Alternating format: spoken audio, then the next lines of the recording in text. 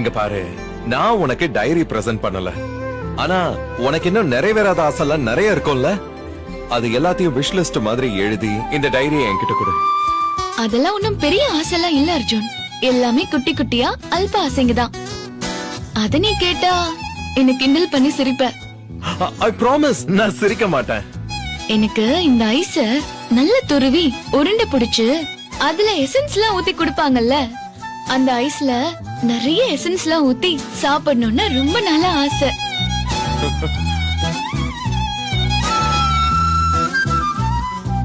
சத்யா, போடா. பாத்தியா, இப்பவே நீ என்ன கலாய்க்கிற. நான் எழுத மாட்டேன், போடா. ஏய் சத்யா, நில்லு. இல்ல இல்ல, நீ எழுது.